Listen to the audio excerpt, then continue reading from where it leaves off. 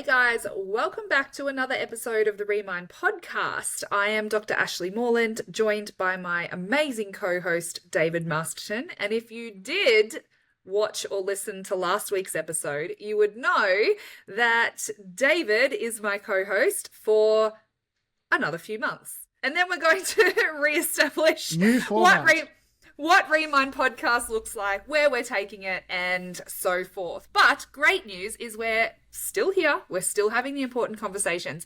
So what we are talking about today is I said to David, it is so important that our universe is bigger than our kids.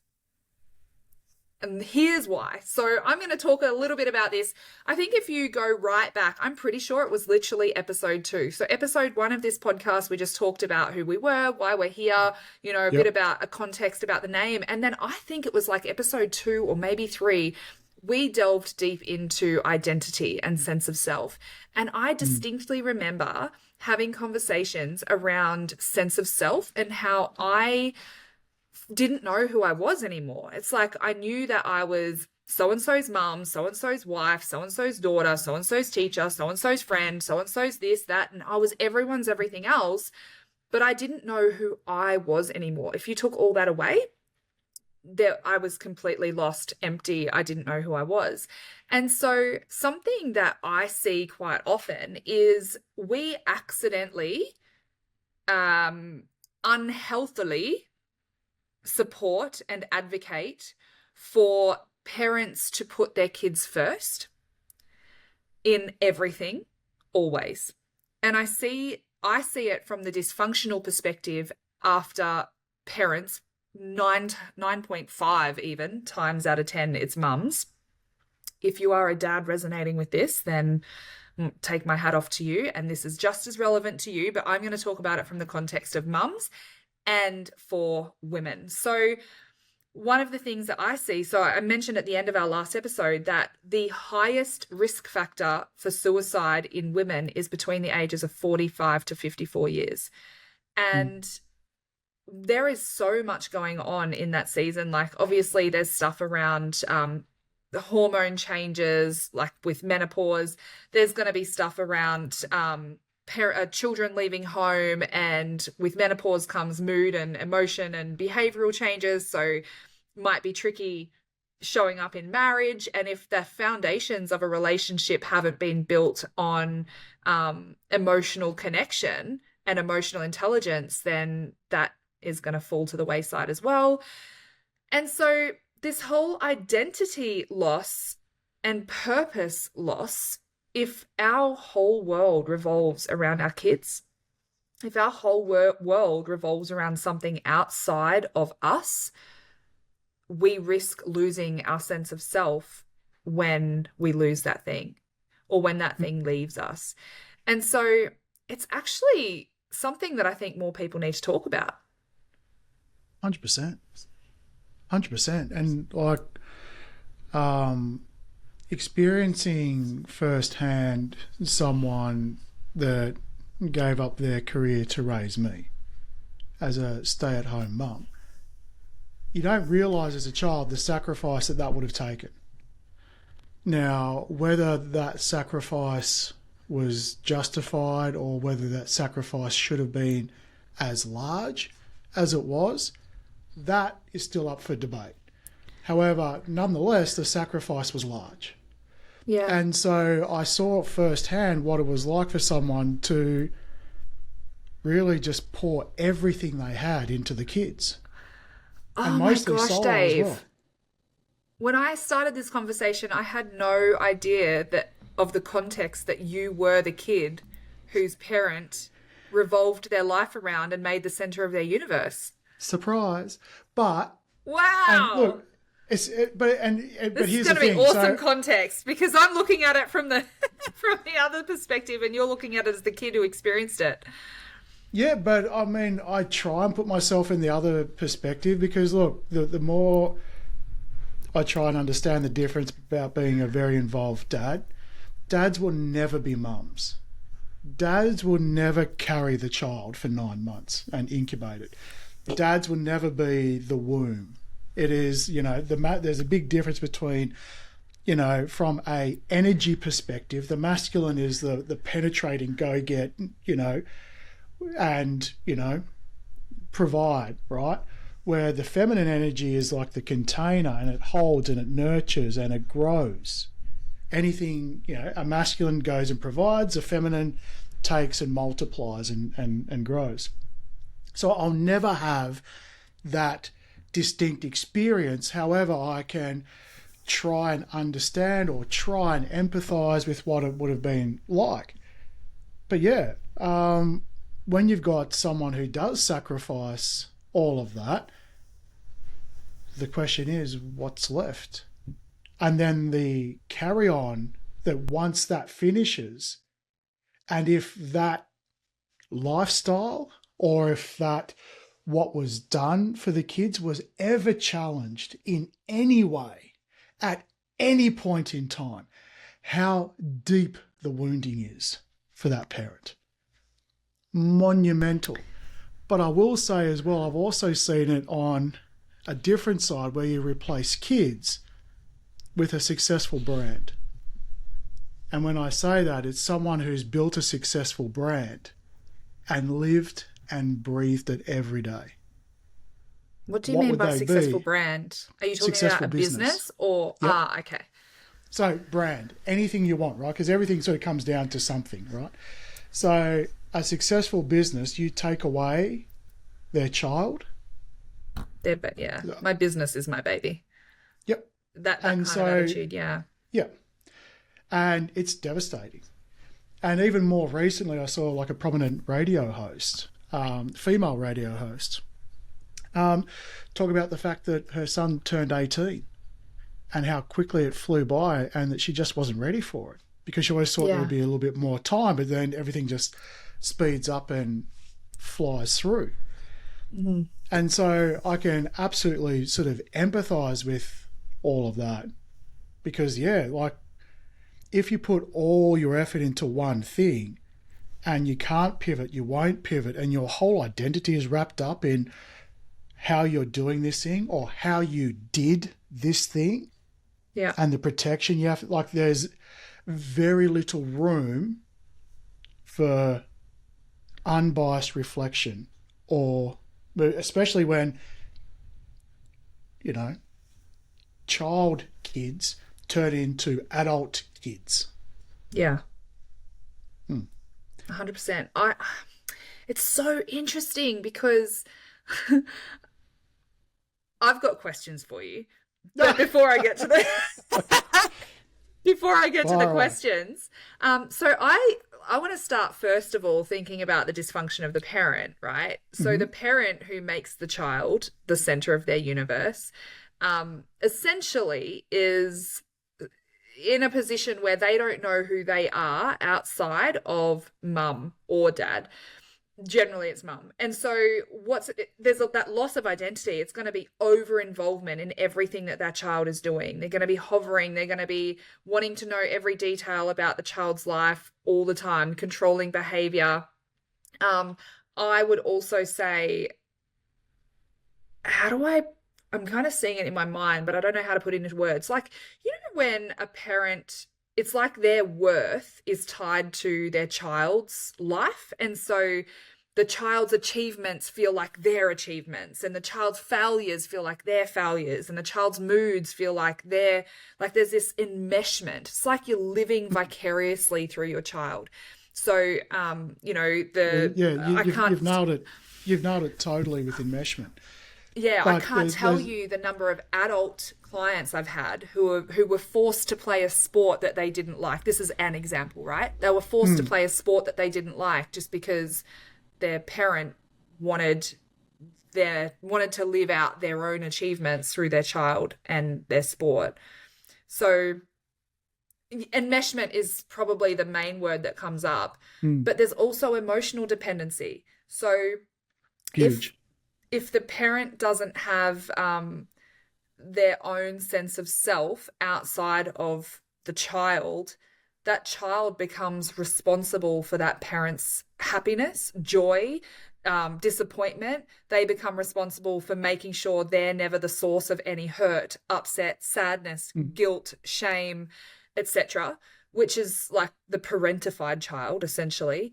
The parent's going to be majorly afraid of abandonment. So the way I see it play out is when your child gets a partner, and now all of a sudden that partner is the enemy because they're stealing your child. They're stealing your son away from you, or they're stealing your, like, there's all of a sudden now a competition. Well, I think another thing that I observe is the guilt tripping, like it's a self-sacrifice. Like, I gave this up for you so that you could XYZ. And almost like you then owe them. Yep. They're entitled to you doing or being a certain thing or a certain way because of the sacrifice they made for you.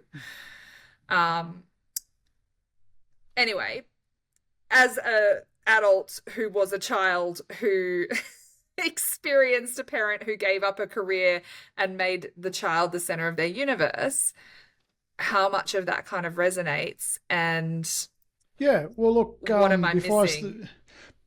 Before we start deep diving into the weeds of it all, I will sort of say, yes, the biggest theme that I experienced was that when you are a kid with someone who is putting all their focus on you, you are their only feedback loop. That's it, right? So in my case, very little friends, very little, for the parent outside of that, there was nothing else filling the bucket. And then on top of that, the other parent was out there working hard and, allowing it financially to be okay for it to be a single income household, which back then they were kind of on the cusp of it not really working. However, they wanted to make it work. So a lot of risk needed to be taken, and a lot of travel, which meant that, not only was the parent focused and stay-at-home parent, for a large chunk of the year, it was solo parenting. So it wasn't even having that partner in crime there. So it was a lot of pressure. And so unknowingly, unconsciously, or whatever it was, the kids then became the only feedback loop. So yes, if you're not incredibly strong in your own self-worth and understanding that you are dealing with a 10 or a 12 or a 13-year-old kid, that they're not going to be grateful for every little morsel. They don't need to be aware of every little sacrifice that you've made just because they're being a kid, because they won't. They're not meant to, right? They're meant to be a child. But however, in saying that, then you've got the feelings of the person doing this. They're not supposed to be, the perfection of the human, evolution. They're going through their own experience. Because then we go back to, why would you put your kids as the center of your world in the first place? And this is fundamentally important in my mind.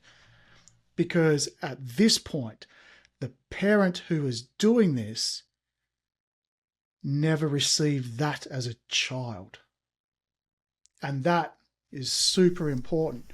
Because so in your mind, it's, if I can give them what I didn't have, then the 100%. Little hurting part of me doesn't have to hurt anymore. Oh, absolutely. So it's all coming from good intentions. Like, these decisions aren't just stupid, crappy decisions. These are decisions that are sort of like, see that childhood, see that child version of me. My kids are never going to experience that. And we didn't. From what I've heard that they experienced, nothing like it. However, it still rhymes in different ways. It wasn't the exact. And so, and this is the other thing, just because you try hard, doesn't mean the experience for the child is going to be perfect. And then especially as an adult child, exploring those things, and certainly as an adult child, still seeing those patterns repeat even today. It's like, no, be better or I'm gone. Right? Oh, but I did this for you. You would be nothing without me. If I didn't do that, okay, what would you like me to do? Can I just remind you, from a biological point of view, you wanted kids. From a spiritual, yeah, exactly. Spiritual, you had yes, me. I chose this experience. Hand up. Yes. Biologically, you two got together and decided you wanted a kid, right or wrong, right? You don't get to then tell me how grateful I should be because you did that. You're doing it for yourself. Yeah. Right? So, but what is it's all steeped in, and even when you've got all of this stuff, it's, in my mind, all repairable.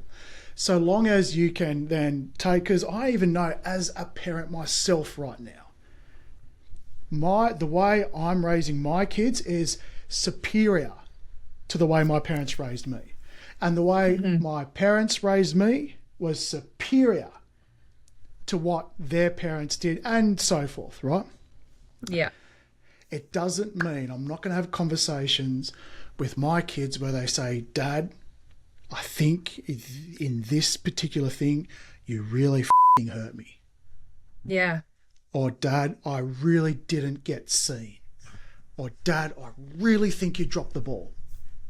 Yeah. Now, if my response was, and here we go, I could rattle off an entire list of justifications as to why I may have done that. You don't know, and especially when you go back to last episode, the last 3 years on me, physically, emotionally, and spiritually, have been so f***ing brutal. It has not been funny. Yeah. And raising kids during that stage as well. So I could go back and sort of say, well, you don't understand what it's like to have to heal from this to that, and this is what I had to go through, and da da da da da da da da da da da da. It doesn't matter. Right? Because I just need to sit back and go, right, I know my experience, but I also choose the way I want to respond. And that's still as a dad, not as another child going, well, you need to remember, and you need to be grateful, and you need to, find some respect, and you need to, and you need to, and you. Right? Because now you're just dealing with that child, that hurt child. Yeah. That your parent was when their parents were doing it to them. I'm not 100%. And this is a version of cycle breaking. Right? When you choose to not be that parent. It's like love is not sacrifice. Service is not sacrifice. Emotion is not currency. Because that's the one thing. If you only look to your kids to be your whole world, then they're your only feedback. Yeah. And they will be trained by you to give you what you need, not what they feel as though they want to give you. Yeah. And so 100%. It's so spot on. And I think that then the flip side of this is the dysfunction in the child, right? Where I already mentioned the parentified child, and you just spoke at length about it, like feeling responsible for the parent's happiness, their mood, their sense of worth, their thinking about how is that person going to grow up. They're going to grow up feeling like they're over responsible for absolutely everyone all the time. They're going to be anxious. They're going to be hypervigilant. They're going to be trying to read people all the time because I'm responsible for how you feel. So I need to fit the mold to make sure that you feel okay. But I think there's going to be a lot of low self-worth and probably a distorted view of relationships. So when I say low self-worth, I would say poor relationship with their sense of self, but also poor relationship with sense of others because of that enmeshment. They never develop a whole or an accurate sense of who they are and where they fit in relation to themselves and others. And did you rebel a lot?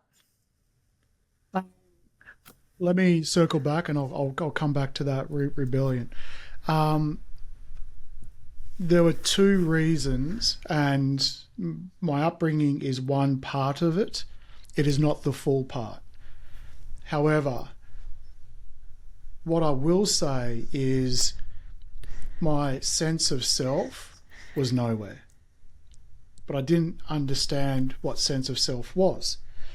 So my sense of self was through the things that I could do. Yes. The things that I could be.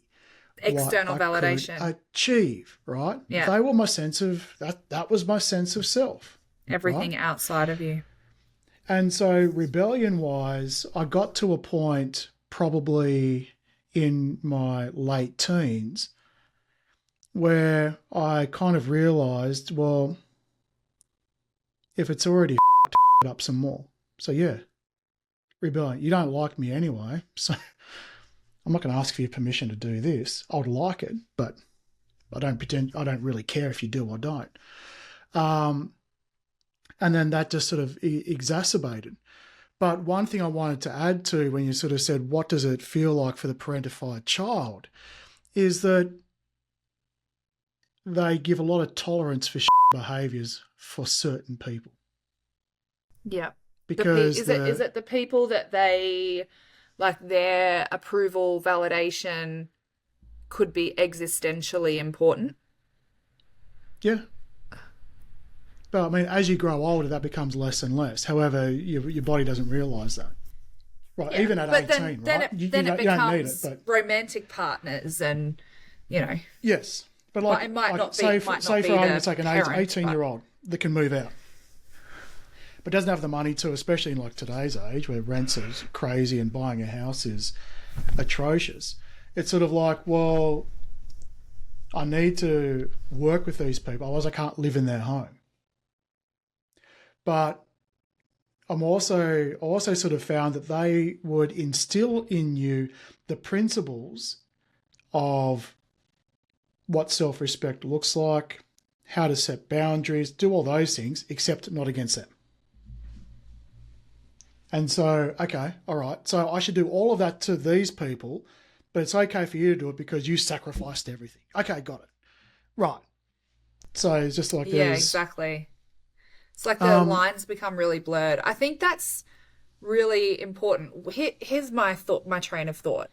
I feel like if someone was listening to this and they've made their child the center of their universe, maybe they didn't realize that it wasn't healthy because they have probably been affirmed by society that says, oh, you should sacrifice everything and sacrifice yourself and put your children first. That's and all that. love.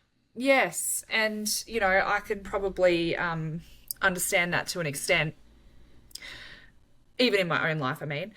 But what I'm thinking is I wonder if we end this side of the coin on the risks of it, what could happen if you do it, how it manifests, where it's coming from, and then maybe pick up our next conversation around, well, how do you not make your child the center of your universe? And why does it matter?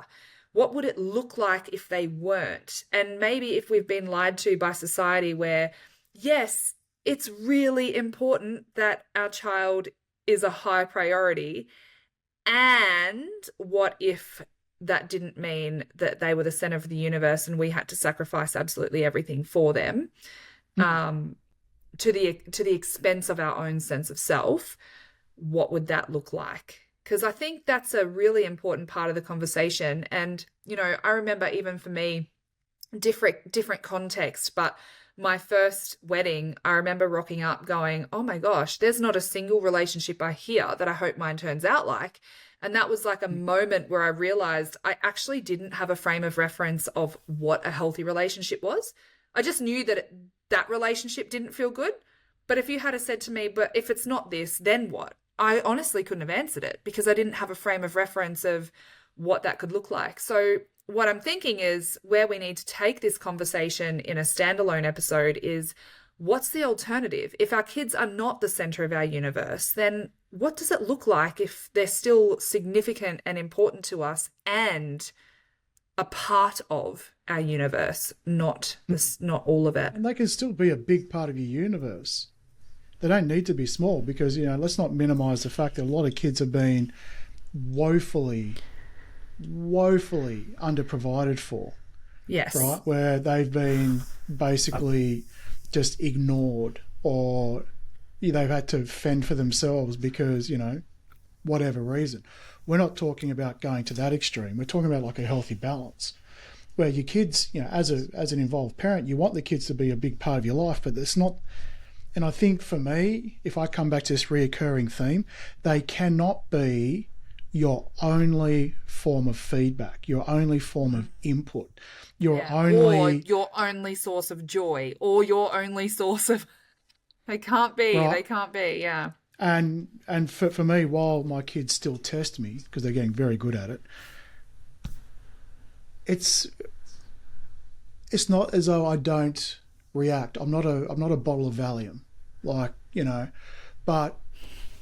I sort of go, it's okay for them to experience this. It's okay for me to experience this.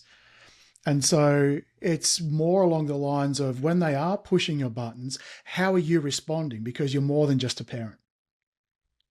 Being present, but also knowing that this is, at the end of this little moment that's going on between you and your child, it will pass, and it's how you show up, which is going to be 80% of how important it is, than the recovery.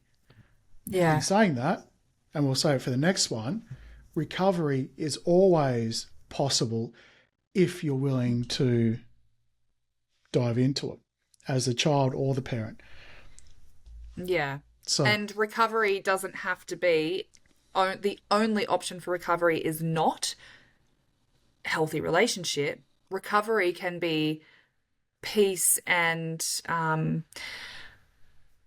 a level of acceptance around a lack of relationship. Yeah. They're both different versions of recovery. Absolutely. So I think, I think that really matters. Let's dive into that one next week, or maybe straight after this episode. See you next time, guys. Bye.